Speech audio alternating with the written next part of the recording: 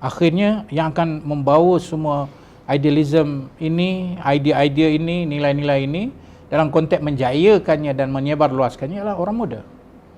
Satu. Maka itu tanggungjawab mereka besar. Mereka tidak boleh mengulangi kegagalan yang telah dilalui oleh generasi sebelumnya hasil daripada model payungan dan doktrinasi monopoli Islam.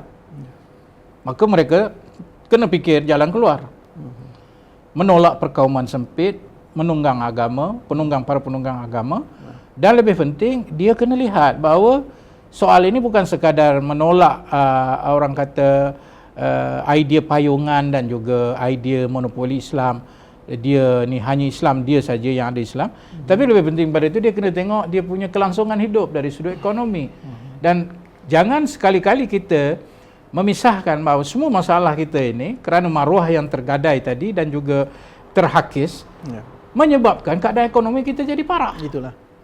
Apabila rasuah berluasa, ekonomi menjadi parah. Sepatutnya rakyat menikmati lebih, tetapi dia hanya mendapat sedikit. Ia melibatkan soal pekerjaan. Betul. Dia melibatkan soal orang tidak percaya untuk melabur di Malaysia. Dia melibatkan soal kehakiman yang dilihat tidak ada integriti. Itu dilihat oleh orang luar. Betul tak betul itu nombor dua.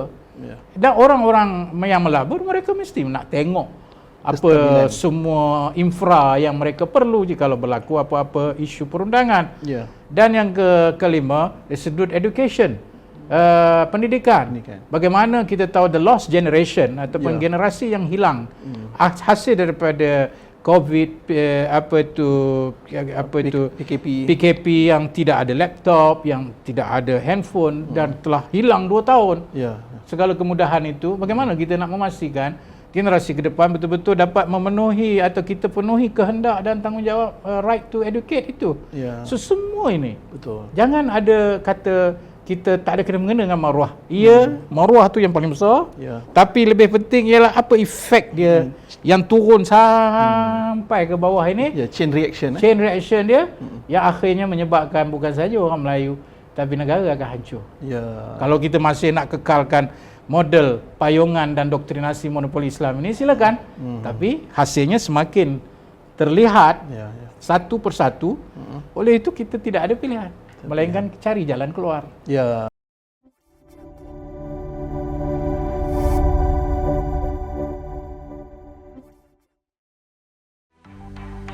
Mencari maklumat dan berita politik yang bebas, kupasan yang tepat, panas.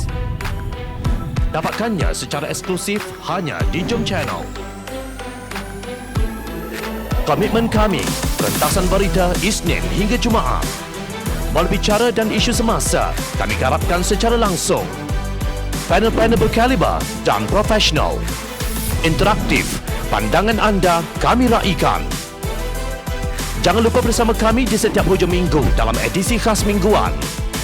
Jom Channel, moving forward, sharing a new experience.